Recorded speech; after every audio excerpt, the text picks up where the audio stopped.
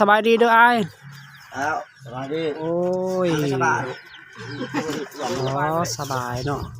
สบายจ้าจำช้ก็ไงก็ได้อันนี้มันเท่าแม่นเนาะเพื่อนซานอ้ายเดี๋ยวนี้พังไปทิ้งพังไปถึงยุตัวรถที่นี่คือเขาอันบ่มีแม่นมาเก็บของเขาเก่านะเขาทิ้งแล้วแปลงเงานะแม่นเห็นไม่พังแล้วแม่น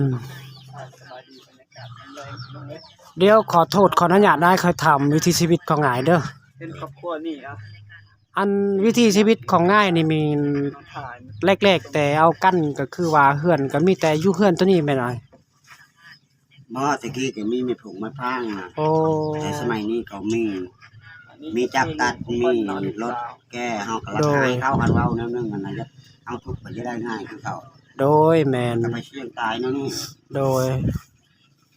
อันนี้มันยังบ่อันนี้เบ็ดที่ยุมาเก็บมือถือเขามาทิ้งตะแปงใส่ตัวที่ยุแม่นของเก่าของเพิ่นเนาะเขาแต่ว่าเก็บมาแป้งก็ยังใส่ได้กระทั่งนี่เบ็ดที่ยุยังใช้ได้อยู่ดอกกระทั่งข้าวนี่ข้าวนั้นนุ่งประชาเล่าพอจะไหนจำนวนก็พอเลยว่าแม่นตรงบ้านนอกของนาก็คือนี่เนาะก็พอได้เว้าเนาะแป้งได้อยู่เนาะแปลงได้จำเป็นเนาะจำเป็นเนาะอยากมาถ่ายอยากมาถามว่าเงินของอ้ายบ่นี่บ่เงินอ้ายแล้วนี่ก็คือเมียของเพิ่นเนาะส่งมื้อนั้นเฮากะมาถ่ายแล้วแต่ว่าเฮากะไปลง10ไปลง29เนาะ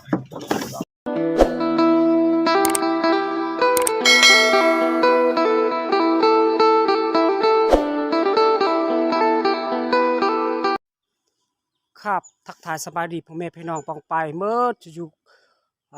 สุขุสุคนภายในและต่างประเทศมื้อนี้ก็คือตัดภาพบรรยากาศวิถีชีวิตของหมู่บ้านนี้ก็คือเขตหมู่บ้านอันลึกลักตามเข้มป่าทุกคนเนาะก็คือหมู่บ้านสมเผ่ามังกรเขตสะบานเขตเมืองหนองแข้งสะบานเขตก็คือมื้อนี้ข้าพเจ้าก็มาแนะนำของวิถีชีวิตของเพิ่นก็คือว่าครอบครัวผู้หนึ่งทุกคนเนาะทุกหลายเหือนอยู่กับบ่มีนำคัดเล้งแกงคัดหม้อทุกคนน่ะกับมื้อนี้ก็คือว่าลิงชนบทก็คือตัดภาพบรรยากาศวิถีชีวิตของเพิ่นก็คือผู้ใดใจบุญก็ช่วยเพิ่นสาธุเนาะก็บ่ได้ช่วยก็มีแต่คนลาวเฮานี่ก็ทั่วประเทศมีแต่คนทุกข์คนยากทุกคนนะบ่มีไผสบายบ้านนอกคอกนาก็คือว่าจิบไข้ได้พยาธิมันแตกต่างเอารับเบิ่งรับชมและอย่าลืมกดไลค์กดแชร์หลักกากดติดตามสบายดีเด้อทุกคน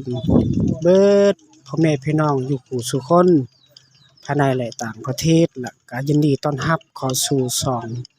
เบาลิงชนบทก็คือมื้อนี้กิจกรรมวิถีชีวิตของหมู่บ้านนี้ก็คือเพื่อนสานบ้านซองของอ้ายนี่ก็คือกระซ้ำนี่ล่ะทุกคนเนาะเราก็เลยบ่มีเฮือนทุกคนเลยก็คือผู้ใดใจบุญเพิ่นก็ช่วยเด็กๆน้อยๆสาธุเนาะก็บ่ได้ช่วยก็บ่มีปัญหาหยังแต่คนลาวเฮาก็มันอันสิหลายมองหลายบ่อนมีแต่คนทุกข์มีแต่คนยากทุกคนเนาะบ่แม่นผู้เดียวนี่ก็คือว่ามื้อนี้ขอตัดภาพบรรยากาศวิถีชีวิตเก็บกรรมข้อมูลของข้าเจ้านี่ก็เลยว่า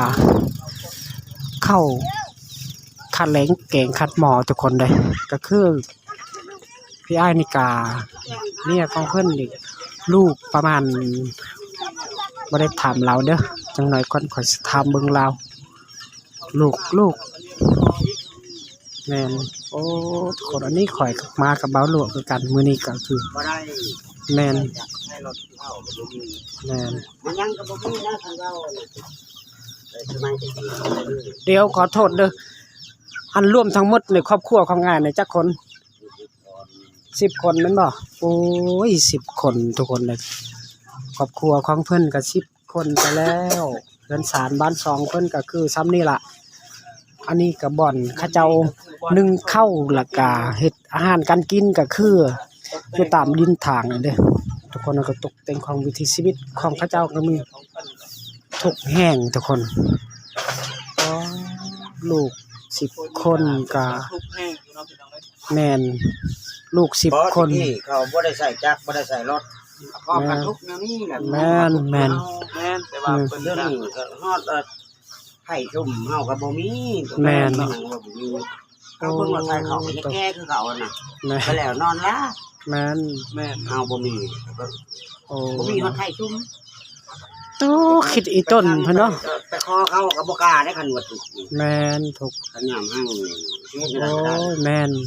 คันว่าคนห้างนี่มันไล่หมู่ไล่คู่แม่นบ่อ้ายเนาะก็ว่าคนทุกข์นี่บ่มีไผสิเบิ่งเล เอา ย มาให้กันบ่แม่นว่ากับ บ่แม่น หมอผู้ถูก เจ้าจะบ่แม่นว่า เอาไปครับพอนี่พอนั่นน่ะ เจ้า เขาเอิ้นก็มีแต่ผู้ห้างต่อห้าง เจ้าแม่น คือว่าโอ้ยเห็นกัน หลังจากเฮาทุกข์บ่แม่นว่าบ่มีไผสิเบิ่งบ่มีไผสิแย่งแต่เฮาแต่ว่า เบิ่งอยู่ดอก แม่น วาสนาของ แต่ว่าวาสนา1 2มาก็อายเขาเจ้าแม่นบ่อายเนาะอายเขาเจ้ามันเกิดเป็นสัตว์คนคือกัน อืม มันก็อายเขาเจ้า แต่บ่คอยังลายก็คือว่าบ่ได้เนาะทุกคนเนาะคือบ่กล้าเพิ่นว่าบ่กล้าแล้วก็อายเขาเจ้าเป็นคนคือกันนั่นมันดวงไผดวงมันแต่ดวงนี่ยังบ่ฮู้ทุกคนเลยเนาะดวงไผดวงมันแต่เพิ่นก็บ่อยากคิดว่าจะเป็นแนวนี้ อยากมีเหือนศาลคือเก่าคือเขาหั่นแหละอยากมีพ่อได้กินได้อยู่อันนี้นำขัด แรงเก่งขันหม้อทุกคนเลยก็มีผู้ใดใจบุญใจเสดกามมาช่วยเพิ่นสาธุเด็กๆน้อยๆแต่ว่าคนทุกข์อยู่ในสปปลาวเฮานี่มันยังหลายคนทุกคนเลยอันนี้ตัดภาพบรรยากาศวิถีชีวิตของหมู่บ้านนี่ก็ค่อยมาเก็บกำวิถีชีวิตของชนบทก็คือแนวนี้ทุกคนอาจหลายคนก็บ่ฮู้ว่าการกินกันอยู่สิกินแบบใดสิอยู่แบบใดมื้อนี้ก็อันตัดภาพบรรยากาศของให้มันเห็นเพิ่นในลูกเพิ่น10คนเพิ่นก็กำลังกินข้าวในนี้ทุกคนบ่มีมังนอนผ้าห่มก็บ่มีทุกคนมีแต่พื้นนึงก็กางกินกันโตทุกคน ให้ น่ะ ของเขานี่ก็ แม่น เขามาให้เขาพวกไม้นำร่วมนี่ แม่น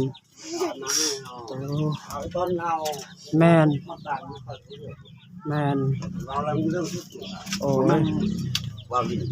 แม่นแม่นตุอีหลีเพิ่นก็ แต่มองว่าเฮานี่ๆนั่น แม่น เอาอันนี้ว่าทุกข์แล้วมีเหนียวเขาจมนะ แม่น มีเหนียวเขาสวนเข้าผู้ห่างผู้มีพอได้กินพอได้อยู่เว้าจมแต่หม้อผู้นั้นนั่นแหละแล้วบักนั่นมัน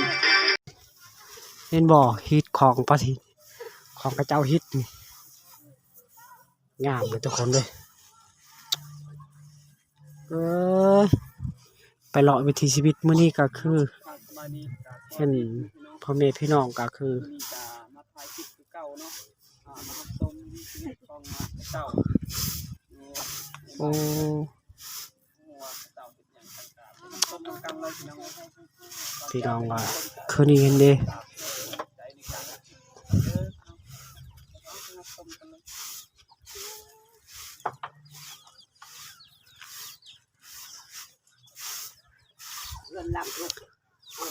ก็ต้องเขาพัดก่อนอย่าว่าเขาต่ำทุกคนเลยเขาพัดให้มันเป็นไหนซื่อๆเขาพัดให้มันคือว่ามันสิออกห้ำแล้วก็เพิ่นต้องสิต่ำได้ ไปตั้มเนาะตั้มก่อน